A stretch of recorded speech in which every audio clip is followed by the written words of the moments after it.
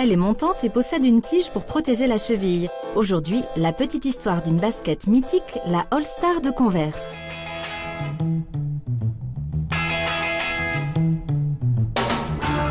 Elle incarne le style college américain, les campus, une certaine fureur de vivre des années 50, une forme de contre-culture. Chaussée des Converse, c'est affiché un style décontracté, une touche intello chic. On la retrouve entre autres aux pieds de James Dean, Sofia Coppola, Jane Birkin et Charlotte Gainsbourg.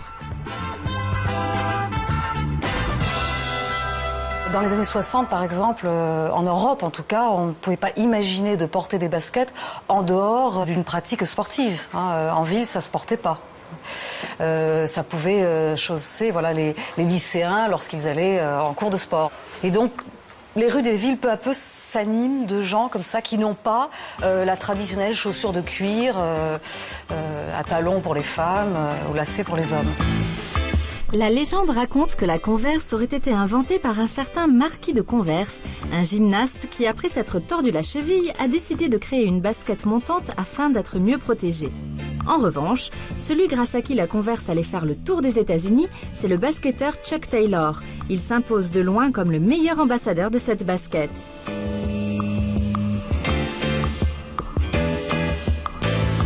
Chuck Taylor, c'est beaucoup plus qu'un vendeur, c'est un véritable ambassadeur à la fois de la marque Converse, mais aussi du basketball en général.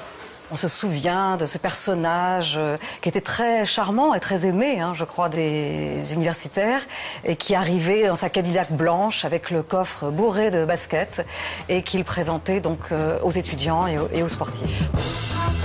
Si la All-Star traverse les générations et passe au travers des modes, c'est grâce à sa simplicité.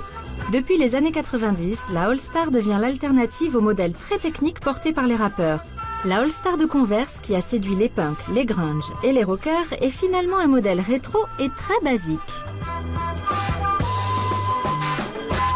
La All-Star est devenue un modèle qui plaît tellement que ça atteint l'intemporalité. C'est-à-dire que c'est à la fois très mode et en même temps ça peut être hors mode.